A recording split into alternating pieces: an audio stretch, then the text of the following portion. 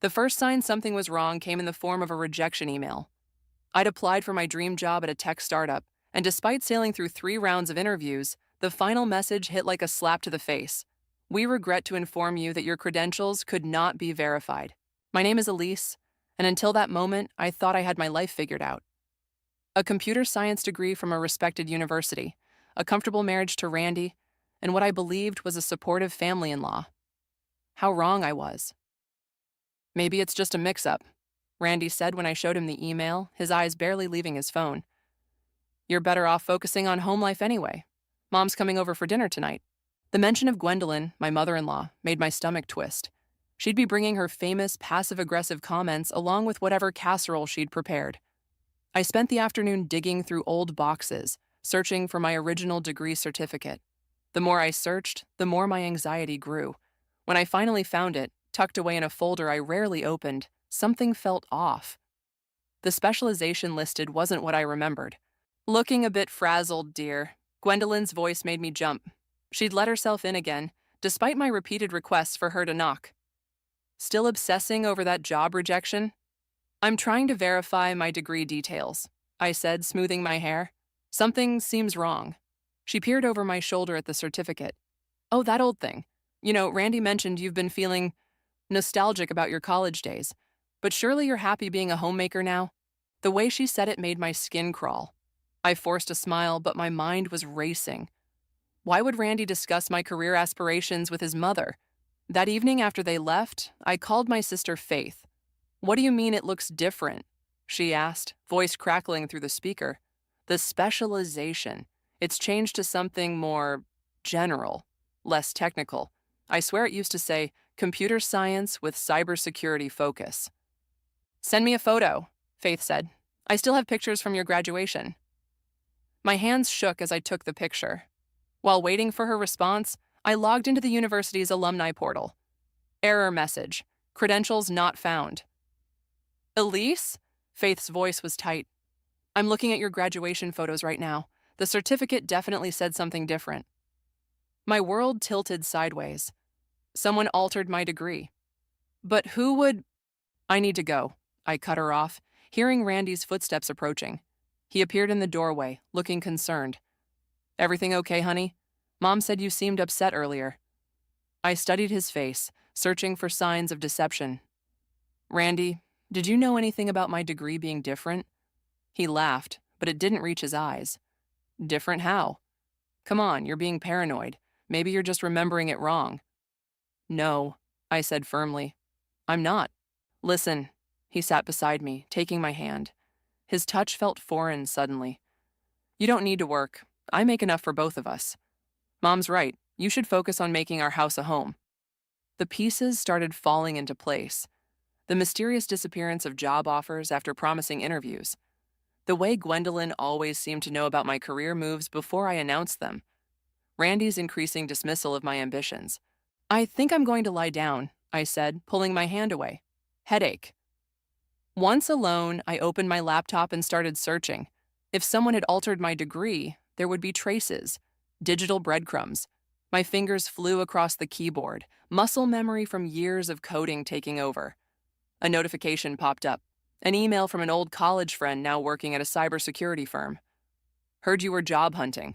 We're looking for remote workers. Interested? I glanced at the door, thinking of Randy downstairs, probably texting his mother about my paranoid behavior. My hands clenched into fists as I thought about them discussing me, planning ways to keep me dependent, trapped. Well, they had no idea who they were dealing with. I clicked reply and started typing. Actually, I am interested, very interested. They wanted me to be the perfect housewife? Fine, I'd play that role, for now. But while they thought I was organizing dinner parties and keeping house, I'd be gathering evidence, building my case. And when the time was right, they'd learn exactly what happens when you try to cage someone who knows how to pick locks.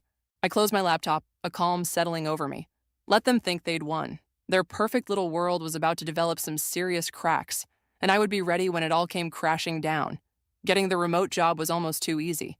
While Randy thought I was at my weekly book club, I aced the technical interview from a quiet corner of the library.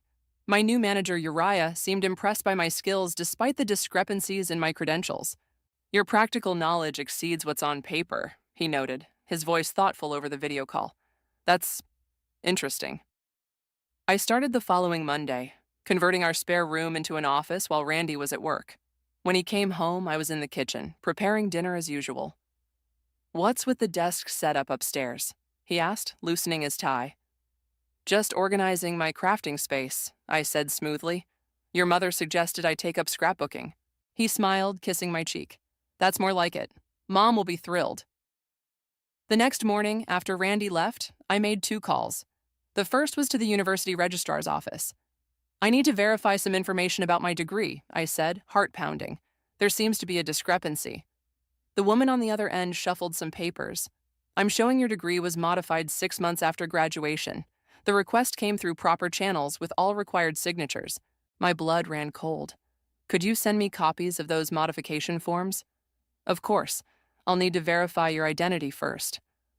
20 minutes later, I stared at the scanned documents in my email. There it was, my signature, perfectly forged, alongside official university letterhead. Someone had gone to considerable trouble to alter my academic records. The second call was to Faith. "I need you to do something for me," I said, explaining about the forms. "Could you check your old photos again? Look for any shots where my degree is visible." "Already on it," she replied. "I've been worried sick since our last call. Elise, this is serious. We should go to the police." "Not yet," I said, watching my laptop screen as I began my first day of remote work.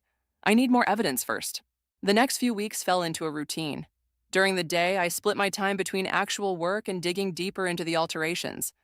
At night, I played the role of devoted wife, cooking elaborate meals and nodding along to Gwendolyn's frequent visits. "You seem different lately," Gwendolyn said one evening, watching me arrange flowers she'd brought. "More content." "I've accepted what's important in life," I replied, carefully selecting my words. "Family, home, tradition." She beamed, exactly as I'd expected. "I knew you'd come around.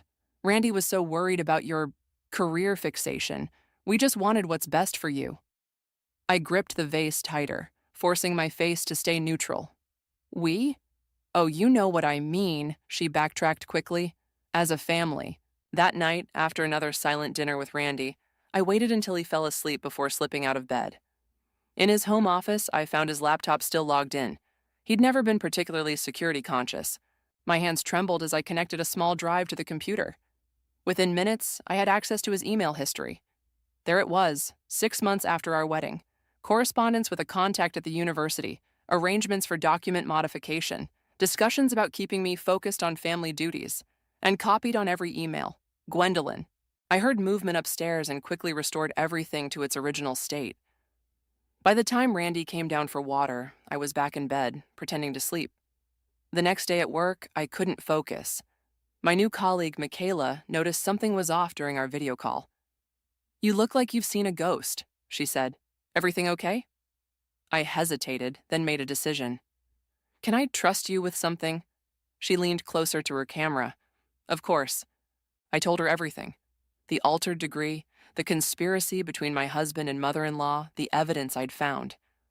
"Holy shit," she breathed when I finished. "That's not just controlling, that's criminal. Document fraud is serious." "I know," I said, running a hand through my hair. "But I can't just report it. Not yet. They'd find a way to twist it, make me look unstable. I need to be smart about this." Michaela was quiet for a moment. "You know, we're working on a project about digital forensics. Maybe it's time you got some practical experience." I felt a smile spread across my face, the first real one in weeks. "I'm listening." "We'll need to be careful," she warned. "Build an airtight case. But with your skills and access—" "They think they've trapped me," I said, opening a new document to start planning. "But they have no idea what I'm capable of." As I began typing, a message popped up from Gwendolyn.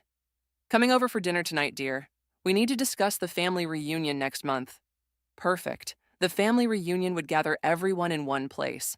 By then, I'd have everything I needed. Let them keep thinking they'd won. Their time was running out. "You're getting quite good at this," Uriah commented during our morning check-in. 3 weeks into my secret job, I'd already completed 2 major security audits. "Almost as if you've done it before." I adjusted my webcam, careful to keep my crafting supplies visible in the background. "I'm a fast learner." Clearly. He paused, studying me through the screen. Though I'm curious why someone with your skills would hide them behind a crafting blog. My heart skipped. He'd found my cover story website. Sometimes, he said carefully, people have good reasons for keeping their talents hidden. Just make sure you're hiding them for the right ones. Before I could respond, I heard the front door open downstairs. Randy wasn't supposed to be home for hours. I need to go, I said quickly, ending the call and switching my screen to a Pinterest board of scrapbooking ideas. Randy appeared in the doorway, his face tight. Thought I heard voices. Just watching crafting tutorials. I gestured to my screen. What are you doing home so early? Mom's worried about you, he said, moving closer to my desk. Says you've been acting strange, distant. I forced a laugh. I've been busy planning for the family reunion. You know how your mother gets about these events. Right. He picked up one of my fake scrapbooks. And this is what you do all day, while I'm working? Among other things, I said, keeping my voice light. Would you like to see the menu I'm planning? He set down the book, tension leaving his shoulders. No, that's okay. I trust you. He kissed my forehead. I'll head back to work. Love you. Love you too, I replied, the words tasting like ash. As soon as his car pulled away, I called Faith. He came home to check on me, I said, pacing the room. They're getting suspicious. Maybe it's time to stop, Faith suggested. This is getting dangerous, Elise. No, I snapped. You don't understand. Look what I found. I sent her the latest documents I'd uncovered, emails between Randy and Gwendolyn dating back to before our wedding, discussing ways to keep me in line. Jesus, Faith whispered. How long have they been planning this? Since the beginning, I said, my voice breaking. Our whole marriage was built on this lie. That evening, during another of Gwendolyn's impromptu visits, I watched her with new eyes. Every smile, every seemingly caring gesture, all calculated. I'm thinking of hosting a cooking class, she announced over coffee. You should join, dear. It would be good for you to spend more time with other housewives. That sounds lovely, I said, adding another item to my mental evidence list. Though I might be too busy with reunion preparations. Her eyes narrowed slightly. The reunion isn't for weeks. Surely you can spare some time for self-improvement. Of course, I backtracked. You're right, as always. Later that night, I messaged Michaela. Need your help with something delicate. We met virtually during lunch the next day, her face serious as I explained my situation. I can help you trace the money, she said. If they paid someone to alter your records, there'll be a trail. I need to be careful, I warned. They're watching me closer now. Then we'll be smarter. She typed something on her end. I'm sending you some tools. They'll look like normal work files, but they'll help us dig deeper. Over the next few days, I maintained my facade while secretly following the digital breadcrumbs. Each discovery made me feel sicker. The manipulation went beyond my degree. They'd interfered with job applications, reference checks, even my professional networking accounts. Then I found something that made my blood run cold. They're doing it to others, I told Faith during our nightly call. Gwendolyn's been helping other mothers guide their daughters-in-law. There's a whole network. This is bigger than just you, Faith said softly. You have to expose them. I will, I promised. At the reunion, everyone will be there. The whole family, all their friends, even the other women they've trapped. A notification popped up on my screen, an email from Randy. Mom wants to have dinner tomorrow, says she has exciting news about the reunion. I replied with an enthusiastic acceptance, my fingers steady despite my racing heart. Let them plan their perfect family gathering. They had no idea it would be their last. As I closed my laptop, another message arrived from Uriah. Whatever you're planning, make sure you're ready for the fallout. Some truths change everything. I stared at his words, thinking of the evidence accumulated in my encrypted files, the web of lies I'd uncovered, the lives altered by Gwendolyn's manipulation. The truth had already changed everything. Now it was time for everyone else to see it too. Gwendolyn's exciting news turned out to be a complete takeover of the reunion planning. I sat at her dining table, watching her lay out elaborate spreadsheets and guest lists while Randy beamed beside me. I've invited the Petersons, she announced. Their daughter-in-law Sarah could use some guidance. Poor thing still thinks she's going back to medical school. My fork clattered against my plate. Sarah dropped out of med school? She realized family should come first, Gwendolyn said smoothly. Just like you did, dear. I caught Randy's eye. He looked away quickly, suddenly very interested in his pot roast. That's quite a change, I said carefully. She seemed so passionate about becoming a doctor. Passion doesn't raise children, Gwendolyn replied. Speaking of which, Randy, isn't it time you two gave me some grandchildren? Later that night, I called Sarah under the pretense of discussing reunion details. Her voice was flat, defeated. I don't understand what happened, she confided. My transcripts, my recommendations, everything just disappeared. The school said they had no record of my previous work. My hands shook as I took notes. When did this start? After I married Tom. His mother, your mother-in-law. She was so supportive at first. Said she had connections at the school. I ended the call feeling sick. The next morning, during my daily meeting with Michaela, I shared what I'd learned. We need to move faster, she said, her face grim on my screen. How many others are there? I'm finding new cases every day, but I need concrete proof linking Gwendolyn to all of them. What about your father-in-law? Michaela asked. Could he help? I shook my head. Kent's completely under her control. He signs whatever she puts in front of him. Speaking of signatures, Michaela typed something rapidly. I found something interesting about your degree modification. The authorization didn't just come from the university. She shared her screen, showing me a document I hadn't seen before. My stomach lurched as I recognized the letterhead of Randy's law firm. He used his legal connections, I whispered. His own workplace helped falsify my credentials.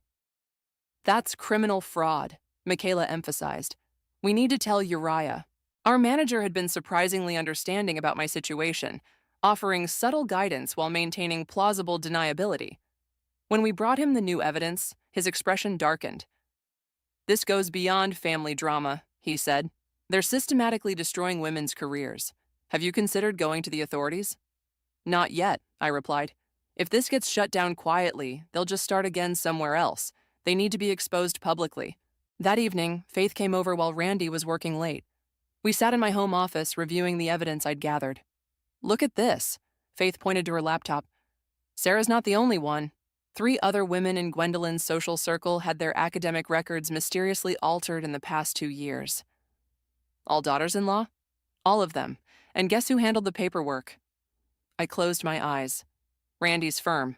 Your husband's been very busy, Faith said softly. Are you sure you want to go through with this? It'll destroy him. Before I could answer, we heard the front door open. Faith quickly switched screens to show wedding photos as Randy appeared in the doorway. Ladies, he said, looking between us suspiciously. What's going on? Just showing Faith some ideas for the reunion slideshow, I said, gesturing to the photos. Remember this day? Randy's face softened as he looked at our wedding pictures. Best day of my life. The sincerity in his voice made my chest ache. How could he say that, knowing what he'd done? After they both left, I received a text from Michaela. Found something big. Check your encrypted email. The files she'd sent revealed a private forum where mothers-in-law shared tactics for managing their sons' wives. Gwendolyn was a moderator, offering advice on everything from document manipulation to psychological manipulation. My phone buzzed. Another text, this time from Randy. Mom wants to meet tomorrow to discuss the reunion seating chart. Says it's crucial to get it right. I bet she did. The seating chart would determine who witnessed her downfall. As I prepared for bed, I caught my reflection in the bathroom mirror. The woman staring back looked different, harder, more determined. I barely recognized her. Coming to bed? Randy called out.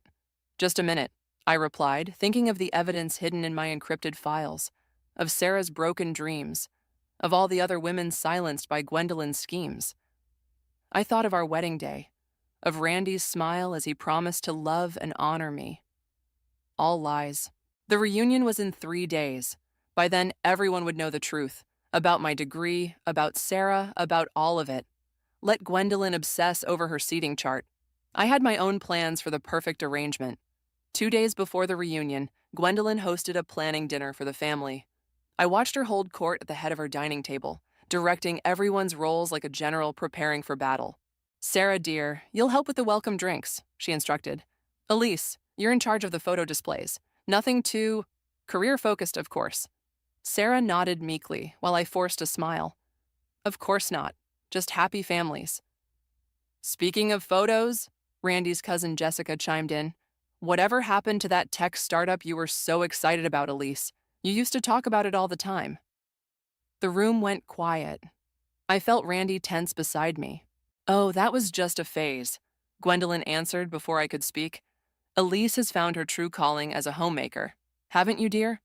I took a sip of wine, buying time. Actually, I've been thinking about that lately, about how things change. I turned to Sarah. How dreams can just disappear. Sarah's fork stopped halfway to her mouth. Gwendolyn's eyes narrowed. More wine, anyone? Randy stood abruptly, breaking the tension. Later that night, I slipped away to the bathroom and texted Michaela. Everything set for Saturday? All arranged, she replied. Uriah approved the technical demonstration for the reunion. They won't know what hit them. Back at the table, Kent was sharing family stories, carefully curated by Gwendolyn to emphasize tradition and domestic harmony. I studied his face, wondering if he knew about his wife's manipulation network. Remember when Elise first joined the family? Gwendolyn reminisced. So career-driven, so unfocused. And look at her now. Yes, look at me now, I echoed, meeting her gaze. Something in my tone made her smile falter. After dinner, while helping with dishes, Sarah cornered me in the kitchen. What did you mean earlier? She whispered. About dreams disappearing? Meet me for coffee tomorrow, I murmured back. Bring any paperwork you have from medical school.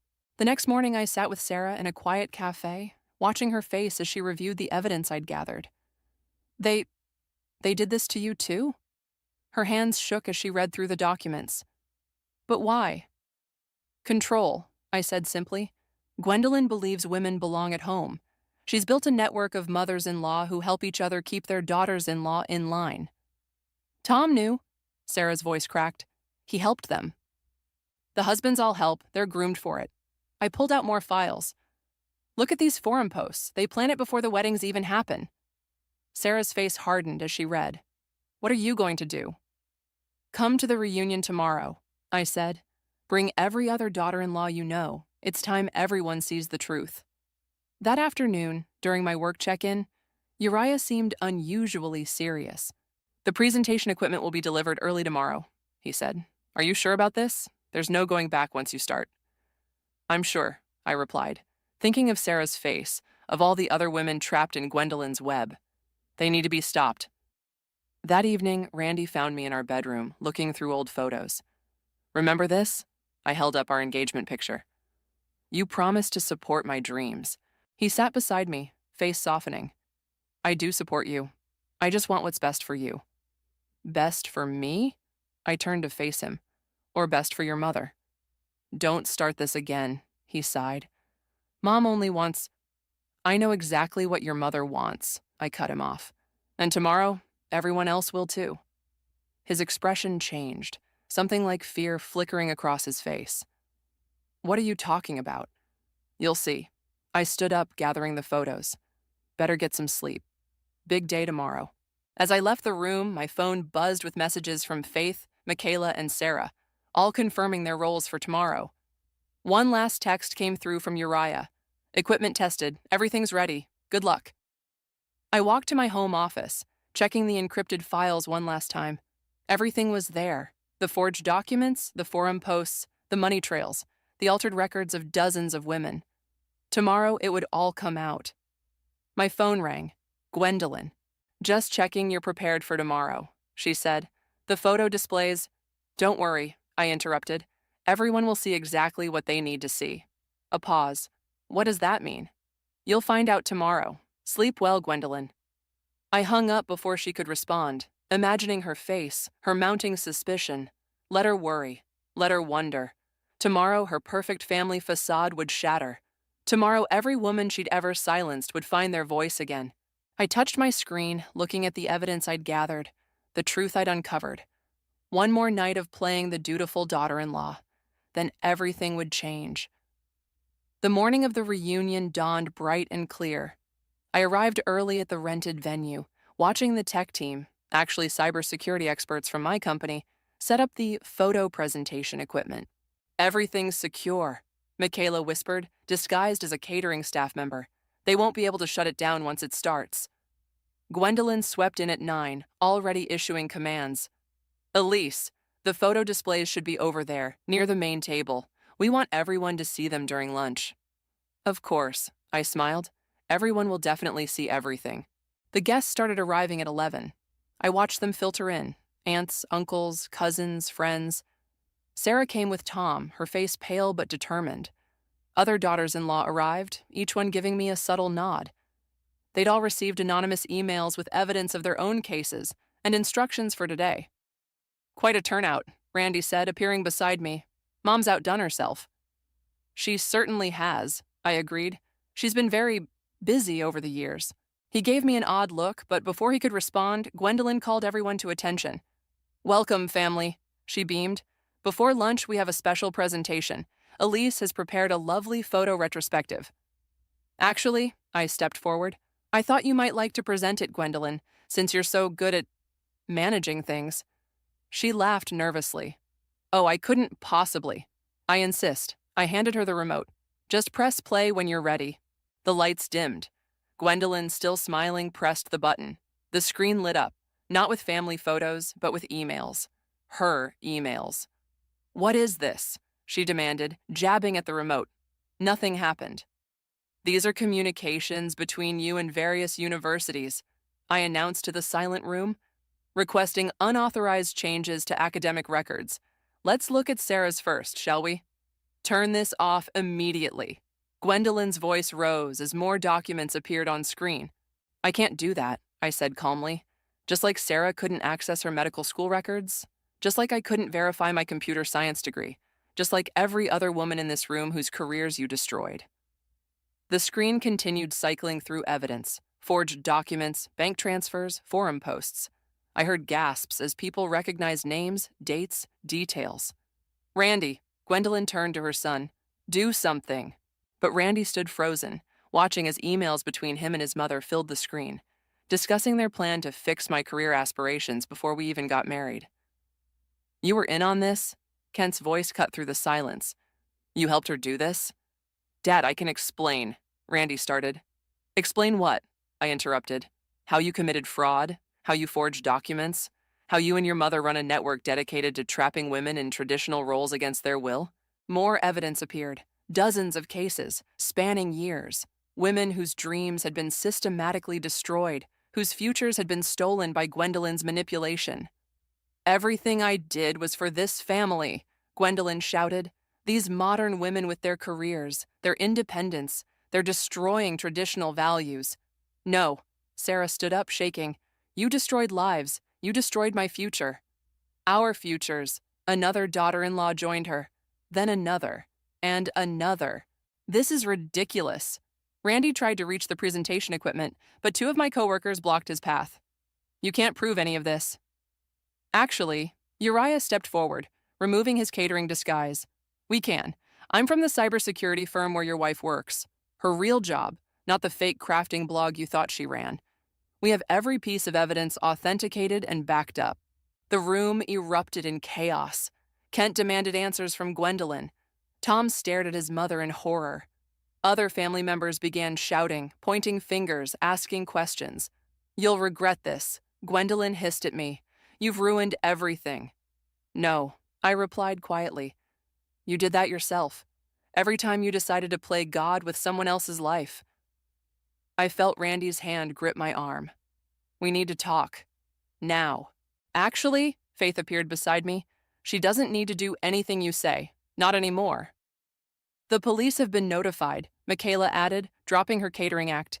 They're very interested in the fraud allegations. Multiple counts across state lines. That's federal territory. Randy's face went pale. You can't be serious. Dead serious, I said, pulling free from his grip. Did you really think I'd never find out, that any of us would just accept having our lives stolen? The sound of sirens grew in the distance. Gwendolyn sank into a chair, her perfect world crumbling around her. Randy looked lost, his carefully constructed facade finally shattered. I watched as everything they'd built fell apart, feeling not triumph, but a deep, quiet satisfaction. The truth was finally out, and we were finally free. The police arrived with federal agents in tow. I watched as they methodically interviewed everyone, their faces growing grimmer with each testimony. Sarah's statement took the longest. Her case was the most recent and clearly documented. "Mrs. Warren," one agent approached Gwendolyn, who sat rigidly in her chair. "We need you to come with us." "This is absurd," she spat. "Everything I did was legal. Randy, tell them." But Randy was dealing with his own interrogation, his law firm credentials doing nothing to shield him from questioning. "Multiple counts of fraud," the agent continued. "Conspiracy, document forgery, interference with educational institutions across state lines." "I was protecting my family," Gwendolyn's voice rose hysterically. "These ungrateful girls." "These women," I cut in, stepping forward, "are doctors, engineers, scientists. Or they would have been, if you hadn't decided to play God with their lives." Kent stood nearby, looking shell-shocked as he read through the evidence on his tablet. "All these years, you used my signature on these documents, made me complicit in this?" "I did it for you." Gwendolyn reached for him, but he stepped back. "To preserve our family values." "Our values?" Kent's voice shook. "Our values never included destroying people's lives." The agents led Gwendolyn toward the door. She turned back, her face contorted with rage. "You'll regret this, Elise. All of you will. We gave you everything: homes, security, purpose." "No," Sarah stepped forward. "You took everything. Our dreams, our independence, our choices. But not anymore." As Gwendolyn was escorted out, Randy finally broke free from his interrogation and approached me. "How long?" he demanded. "How long have you been planning this?" "How long have you been lying to me?" I countered. "Since before we got married, according to your emails." "I did it because I love you." His facade cracked. "Mom said if you pursued your career, you'd leave me. That all modern women eventually abandon their families. So you decided to trap me instead?" I pulled out my phone, showing him his own emails. "You called it preventive measures, destroying my degree, blocking my job applications, gaslighting me into thinking I was remembering my qualifications wrong." "Mrs. Griffin," an agent interrupted, "we need your statement now." Randy grabbed my arm. "Don't do this. We can work this out." "Take your hands off her." Uriah appeared beside me, his presence commanding. "Or we'll add assault to the charges." Randy released me, stepping back. "You don't understand. None of you understand what we were trying to preserve." "Oh, I understand perfectly," I said, watching as more agents entered with boxes to collect evidence.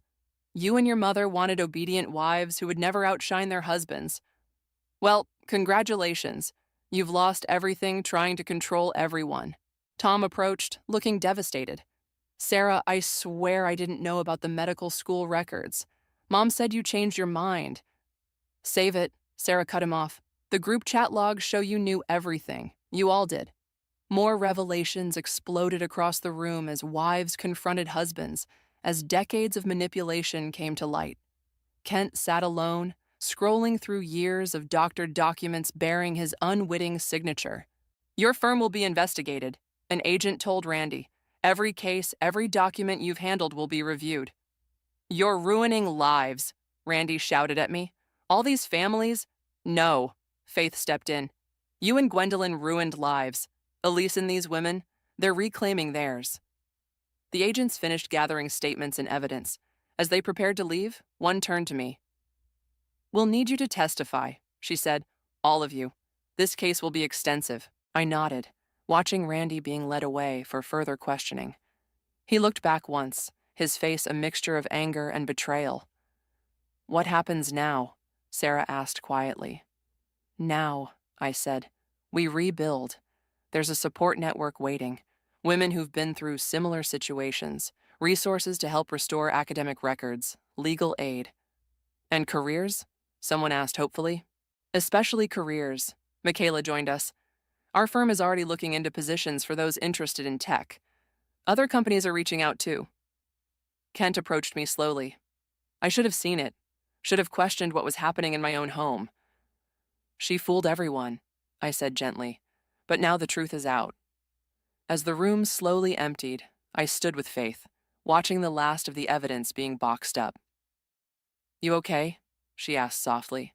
I looked around the venue, at the abandoned lunch settings, the presentation screen still displaying damning evidence, the scattered remains of Gwendolyn's perfect family facade. "I will be," I said. "We all will be." Outside, I could hear sirens fading into the distance, carrying away the architects of so many shattered dreams. But in their wake, something new was emerging, something built on truth, strength, and reclaimed power. The day wasn't over yet, but already the world felt different, freer. The courthouse steps were crowded with reporters as the verdict was read. I sat between Faith and Sarah, gripping their hands as justice finally arrived. "Guilty on all counts," Faith whispered, tears streaming down her face. Gwendolyn's network crumbled under federal investigation. 18 mothers-in-law charged with fraud. 12 law firms implicated. 23 women's careers derailed.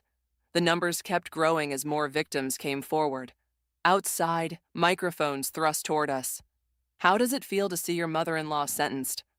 "This isn't about revenge," I said clearly. "It's about restoration. Every woman deserves the right to choose her own path." Sarah stepped forward. "I'm returning to medical school next semester. The university has restored my records and offered a full scholarship." More women joined us, sharing their stories of reclaimed dreams.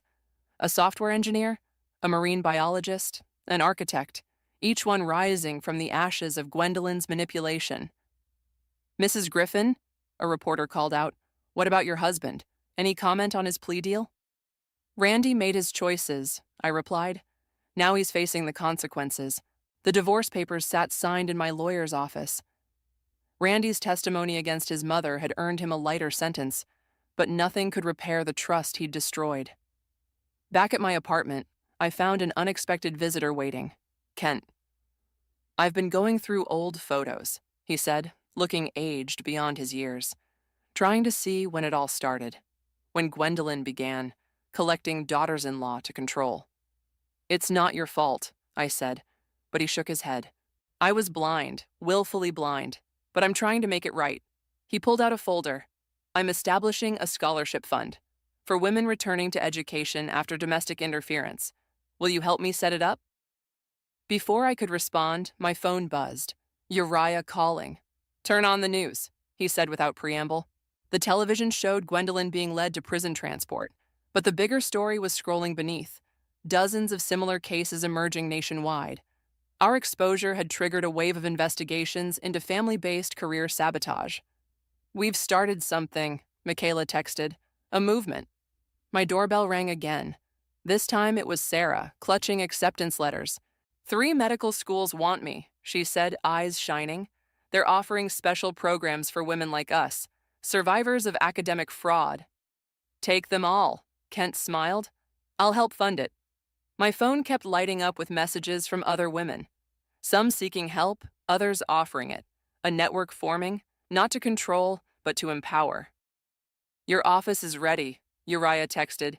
"Team's excited to have you running the new advocacy division." I smiled, remembering Gwendolyn's words about proper roles for women.